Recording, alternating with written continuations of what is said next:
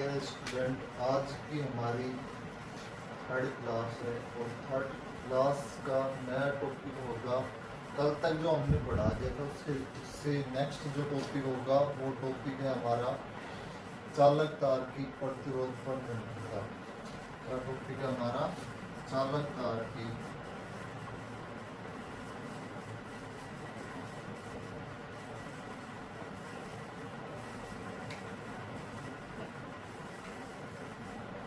प्रतिरोध पर निर्भरता।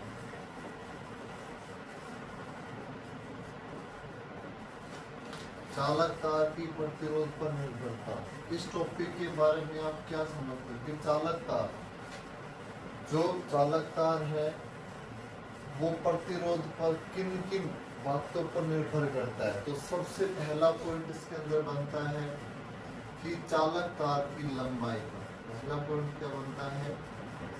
चालक तार की लंबाई पर। दूसरा है चालक तार के अनुप्रस्थ काट के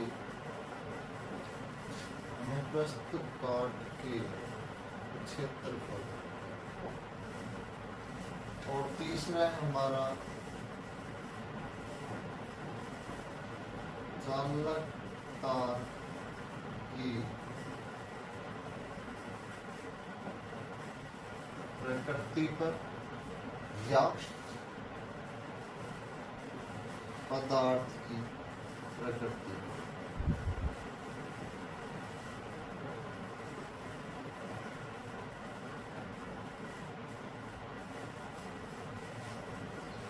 आप इसमें फर्स्ट पॉइंट लेके चलते हैं कि चालक तार की लंबाई पर। सुनना, जैसे जैसे चालक तार की लंबाई का मान बढ़ाते जाओगे वैसे वैसे प्रतिरोध का मान भी बढ़ जाएगा। अतः मैं आपसे ये कहूं कि मेरे पास मान लीजिए ये एक चालक तार है, ये एक चालक तार है। यदि इस चालक तार के अंदर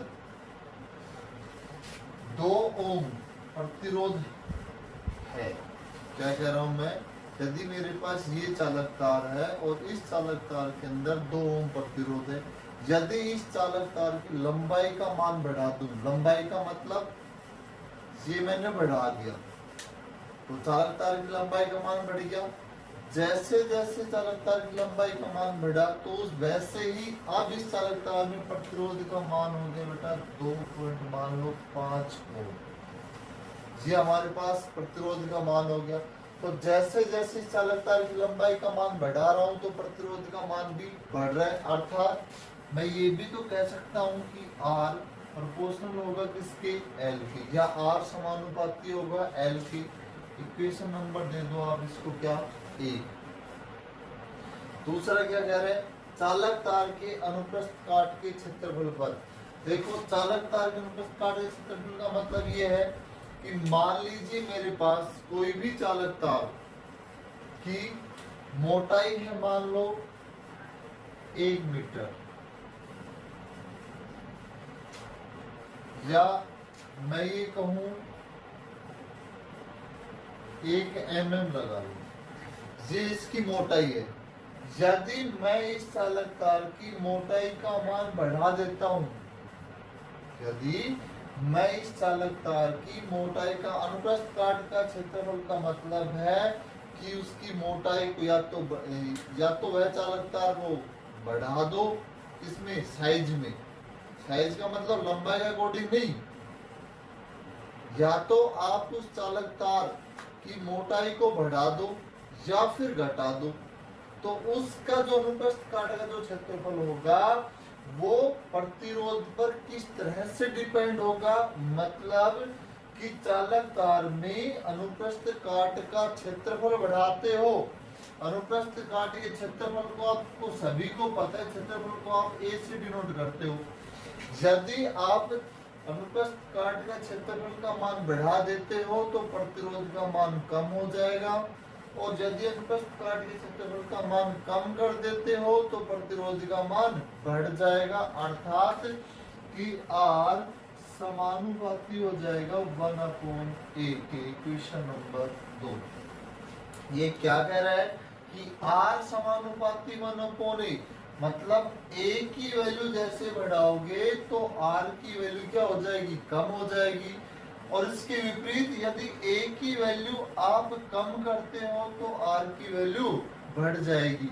वो कैसे, देखो, यदि किसी भी चालक तार के अनुप्रस्थ काट का क्षेत्रफल का मान लीजिए मेरे पास है 2 मीटर स्क्वायर, ठीक है, ये मेरे पास है 1 की वैल्यू, और अब मैं यहाँ से r is equal to 1/a होता है तो a की वैल्यू आपके पास कितनी, 2, तो इसकी वैल्यू क्या आ गई 0.5 मीटर, ठीक है, सॉरी ओम, 0.5 ओम। ये आपके पास आ गई किसकी वैल्यू, r की वैल्यू। लेकिन अगर मैं इस अनुप्रस्थ काट का क्षेत्रफल को और कम कर दूं, मान लो a की वैल्यू मैं कर देता हूं यहाँ पे 1 मीटर स्क्वायर, तो यहाँ पे r इज इक्वल टू हो जाएगा 1/1, दैट मीन्स 1 ओम। तो ये 1 मीटर स्क्वायर इस 2 मीटर स्क्वायर से क्या है, कम। तो चालक तार के अनुप्रस्थ काट का क्षेत्रफल मैंने कम किया तो प्रतिरोध का मान यहाँ पे तो आ गया 1 ओम, लेकिन जैसे ही बढ़ाया था तो इस प्रतिरोध का मान कितना आ गया 0.5 ओम। तो कौन सा ज्यादा हुआ कि प्रतिरोध, अनुप्रस्थ काट का क्षेत्रफल जितना कम किया है तो प्रतिरोध का मान उतना ही क्या हो गया, ज्यादा, और अनुप्रस्थ काट का क्षेत्रफल का मान जितना ज्यादा किया है तो प्रतिरोध का मान उतना ही क्या हो गया, कम, ठीक है। अब दोनों से हमें एक फॉर्मूला निकालना है, और वो फॉर्मूला कैसे निकालेंगे, दोनों इक्वेशन को याद रखना कि r proportional to l is equal to ये, sorry, r proportional to l ये इक्वेशन नंबर 1 और r proportional 1/a equation number 2। अब देखो इससे आगे अब हमें करना क्या है, इससे आगे अब हमें ये करना है कि दोनों इक्वेशन हमारे पास आ गई और दोनों इक्वेशनों को हम सोल्व करके हम एक नई इक्वेशन निकालते हैं। और वो नई इक्वेशन क्या होगी आपके पास, कि पहली इक्वेशन तो आपके पास थी कि r proportional l equation number 1, और दूसरी है r proportional 1/a equation number 2, ठीक है। दोनों में कॉमन क्या आ रहा है आपके पास, r और साइन, ठीक है। अब अलग क्या है, l इंटू 1/a, ठीक है। अब r proportional to l/a equation number 3। यहाँ तक शायद सभी को समझ में आ गया होगा, क्योंकि ये अपने पास क्या थी, तो हमारे पास इक्वेशन थी, इन दोनों इक्वेशनों में कॉमन क्या आया आपके पास r, और यहाँ पे कॉमन क्या आया, प्रोपोर्शनल का साइन, r और प्रोपोर्शनल साइन कॉमन आया। अलग क्या था आपके पास, l into 1/a, l into 1/a लिख दिया आपने। अब इन दोनों को l इंटू, इस इंटू का मतलब क्या है, मल्टीप्लाई का, तो r प्रोपोर्शनल l/a, ठीक है। अब इससे आगे क्या होगा, देखो अब इससे आगे हमें करना क्या है, इससे आगे हमें ये करना है कि जो r प्रोपोर्शनल l/a आया है तो यहाँ से प्रोपोर्शनल का साइन हमें हटाना है। क्या करना है, हमें प्रोपोर्शनल का साइन हटाना। अब प्रोपोर्शनल का साइन हटेगा कैसे, जी हम प्रोपोर्शनल का साइन हटाने के लिए हम क्या करें कि इस प्रोपोर्शनल के साइन की जगह कोई भी कांस्टेंट लेंगे, और जो कांस्टेंट होगा उसको हम मान लेते हैं बेटा क्या, k इंटू l/a, ठीक है।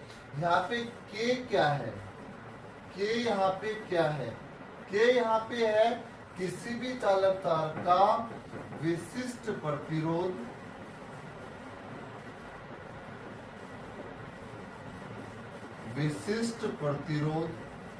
या फिर चालक तार की प्रतिरोधकता।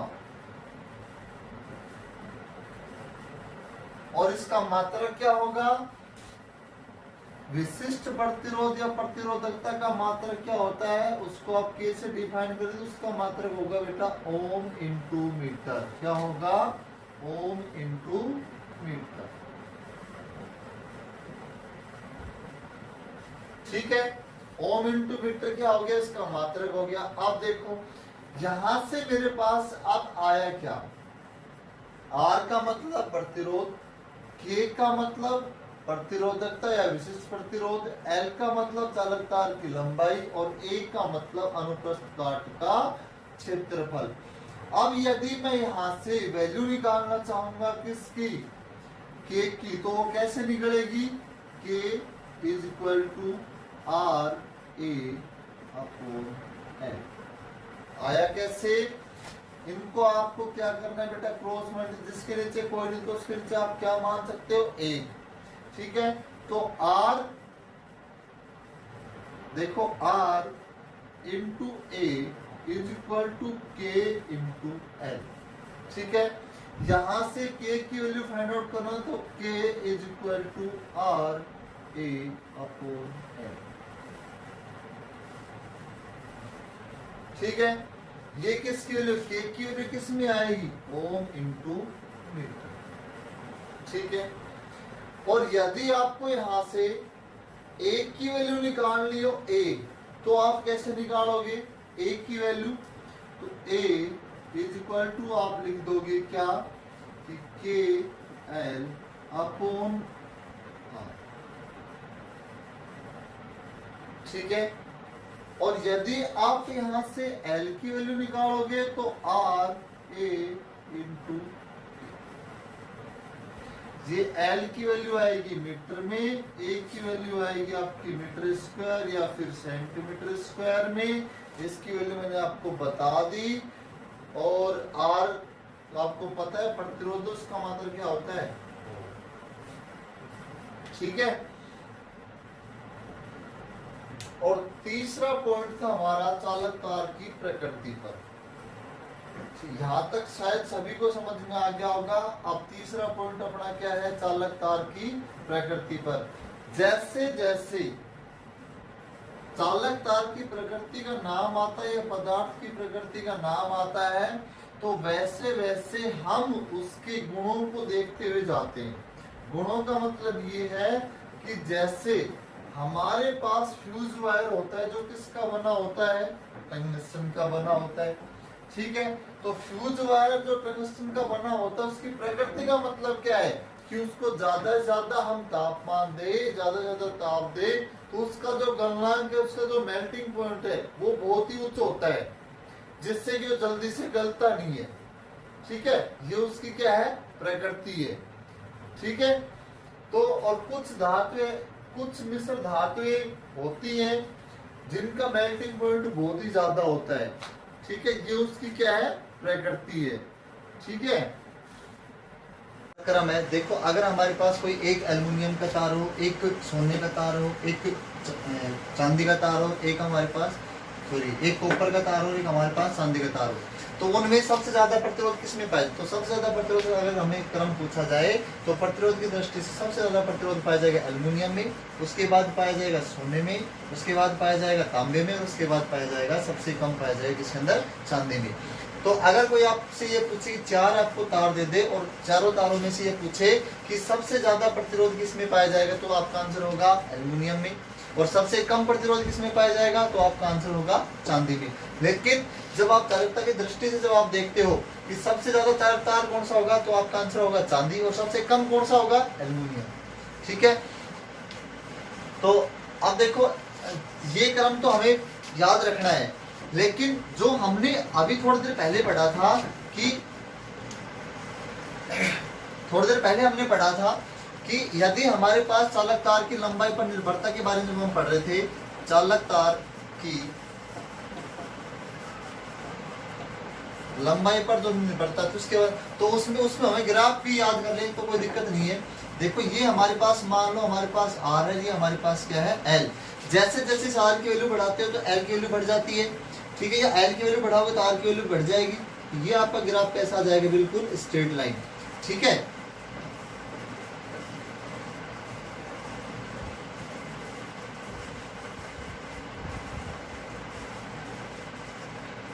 ठीक है, मान लो यहाँ पे इस पदार्थ, ये जो चालक तार है इसकी लंबाई है मान लो 1 मीटर, तो प्रतिरोध का मान भी क्या है, 1 ओम, 2, 3 ओम, 4 ओम 5 ओम, 2 3 4 5, ठीक है। ये बढ़ाते गए, ये आई, ये बढ़ाओगे ये आ जाएगा, ये बढ़ाओगे ये आ जाएगा, ये बढ़ाओगे तो ये आ जाएगा, ये बढ़ाओगे तो ये आ जाएगा, ठीक है। तो ठीक है, ये किसका था कि R प्रोपोर्शनल किसके लिए है, ये L के लिए। लेकिन दूसरा है आपके लिए, यदि अनुप्रस्थ काट क्षेत्रफल के लिए था तो चालक तार के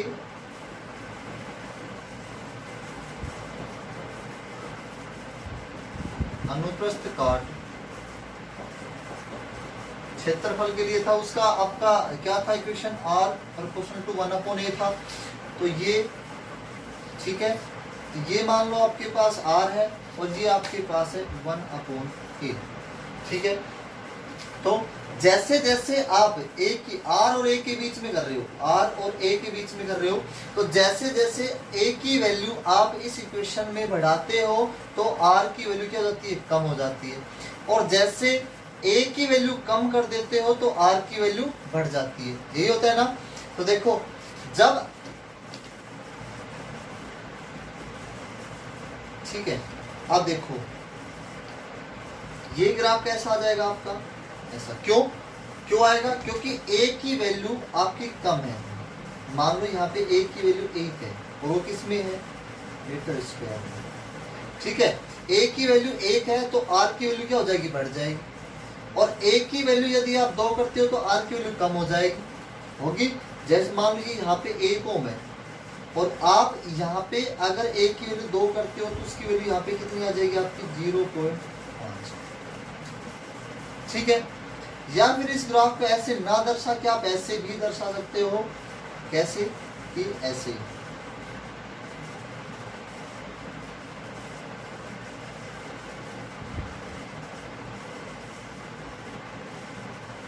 ठीक है। तो इस और इसके ऊपर लिख देना R प्रोपोर्शनल टू 1/, अब हमने ये दोनों इक्वेशनों को कंबाइन करके हमने एक इक्वेशन बनाई थी, वो लिखा था हमने R = K L/A लिखा था। इसके ऊपर न्यूमेरिकल पूछा जाता है और वो न्यूमेरिकल मैं आपसे एक न्यूमेरिकल करवा लेता हूँ, ठीक है। उसके बाद या एक न्यूमेरिकल मैं आपको समझाता हूँ, उसके बाद आपको खुद करना है घर बैठ के, जहाँ भी जैसा भी किसी भी बुक में लिखा हो आपको खुद करना है वो सब, ठीक है। पहला क्या है, मान लो हमारे पास एक क्वेश्चन है कि हमारे पास किसी चालक तार में प्रतिरोध का मान उसने दे दिया आपके पास 26 ओम, कितना दे दिया, 26 ओम। चालक तार की लंबाई उसने दे दी 1 मीटर और उस चालक तार का व्यास उसने दे दिया 0.5 mm या 0.3 mm, ठीक है। अब पूछा क्या है आपसे, प्रतिरोधकता K का मान पूछा है। अब देखो आपको फॉर्मूला पता है कि K = होता है RA/L होता है। अब इसमें आपके पास R आपके पास है, आपके पास A नहीं है, L आपके पास है, A कैसे निकलेगा। अब ध्यान दो कि D = उसने लिखा है, व्यास उसने लिखा 0.3 mm, व्यास की आधी, सॉरी व्यास का त्रिज्या का 2 गुना क्या होता है, व्यास होता है। तो इसकी आधी क्या हो जाएगी, त्रिज्या, तो D/2 कर दूंगा तो R की वैल्यू आ जाएगी और वो 0.3/2 तो 0.15 mm। मिलीमीटर को मीटर में चेंज करोगे तो आपके पास आंसर होगा 0.15 गुणा 10⁻³ क्या हो जाएगा, ये मीटर, ठीक है। चालक तार है, तार में अनुप्रस्थ काट का क्षेत्रफल पूछा गया है तो अनुप्रस्थ काट का क्षेत्रफल A = होता है तार के लिए πr² होता है। पाई की वैल्यू आपके पास 3.14 गुणा R की वैल्यू कितनी है, 0.15 गुणा 10⁻³ इसका क्या करना है, आपको स्क्वायर करना है। तो 3.14 गुणा 15 का स्क्वायर होगा बेटा 225, 4 0 हो जाएंगी और 10⁻6, ठीक है। ये आपके पास आ गई किसकी वैल्यू, A की वैल्यू, कितने मीटर स्क्वायर, ठीक है। इनको सोल्व करोगे तो आपके पास A = आ जाएगा आपके पास 650 × 10⁻12 मीटर स्क्वायर। किसकी वैल्यू आ गई आपके पास, A की वैल्यू, किसकी वैल्यू आ गई, A की वैल्यू। लेकिन A की वैल्यू आ गई, अब आपको K = R की वैल्यू आपके पास कितनी है, 26, A की वैल्यू आपके पास है 70, 650 गुणा 10⁻12, ठीक है। और L की वैल्यू है आपके पास 1, ठीक है। इनको जब आप सोल्व करते हो इनको जब आप सोल्व करते हो तो आपके पास आंसर आ जाएगा R K is equal to 1836,900 into 10⁻⁻12 ohm metre. ठीक है, जब इसको अगर इस तरफ पॉइंट बढ़ाते हो तो इस तरफ जो 10⁻⁻12 है वो क्या हो जाएगी, कम हो जाएगी। और अगर इस तरफ बढ़ाते हो तो ये जो वैल्यू है ये बढ़ जाए। तो हम इस तरफ बढ़ा रहे हैं तो k is equal to 1.83690 into 10⁻⁻6, क्योंकि हमने 6 पॉइंट कम किए हैं। ठीक है, तो k इज इक्वल टू आप लिख सकते हो 1.8 इंटू 10⁻⁻6 और k क्या है आपका ओम मीटर। ये क्या होगा आपका आंसर, क्या होगा आपका आंसर। ठीक है, ठीक है। तो डियर स्टूडेंट, ये हमारी क्लास थी 3rd और इस क्लास में हमने डिस्कस किया कि चालक तार की प्रतिरोध पर निर्भरता किन किन बातों पर निर्भर करती है। वो सारी चीजें मैंने आपको बता दी, एक क्वेश्चन मैंने आपको बता दिया। अब आपको करना क्या है, घर बैठ के आराम से पहले इस वीडियो को देखना है, लाइक करना है, शेयर करना है और सब्सक्राइब करना है और बेल आइकन को जरूर दबाना है। ठीक है, अब उसके बाद जो भी क्वेश्चन आपको नहीं आए तो कमेंट्स में लिख के भेज देना, मैं उनके आंसर आपको दे दूंगा। ठीक है, ओके, थैंक यू।